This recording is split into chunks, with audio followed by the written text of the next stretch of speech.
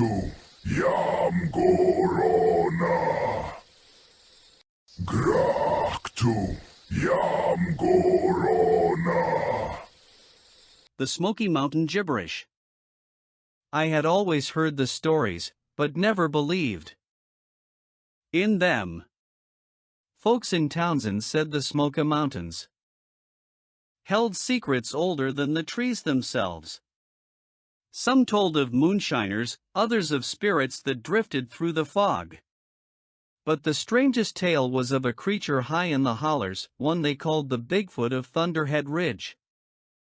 One autumn morning, I decided to find out for myself.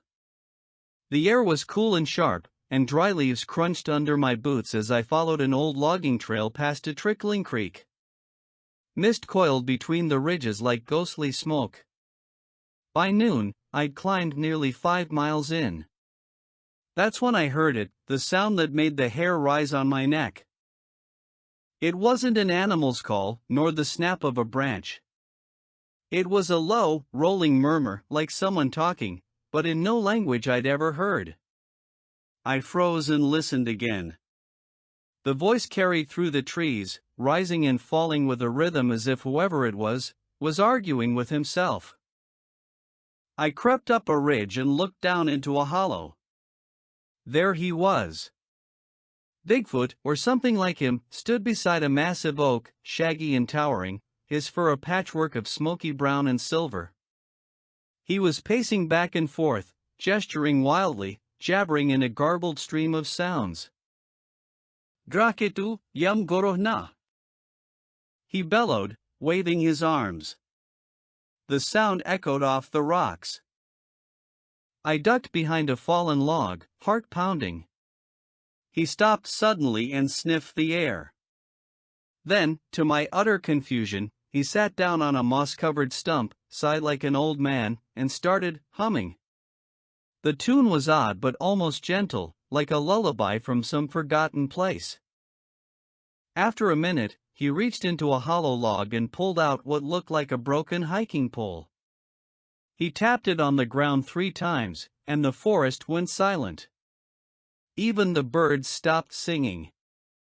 Then he began to mutter again, softer this time, almost like he was praying. I realized I wasn't scared anymore, just curious. Slowly, I stood, and the sound of my boot brushing a dry leaf gave me away. His head snapped around, eyes locking onto mine. I couldn't move. For a long moment, we just stared at each other. His eyes weren't wild or cruel, just old and tired, like he'd seen too much of this mountain's secrets. Then, to my utter disbelief, he spoke, clear as day, in a rough but understandable voice. "Humans, still comin' round," he muttered, almost to himself. Then the gibberish started again, soft, drawn-out syllables rolling into a deep laugh that echoed down the hollow. He stood, stretched, and lumbered into the mist, vanishing as though he'd melted into the mountain itself. I stood there for a long time after he'd gone, listening to the stillness.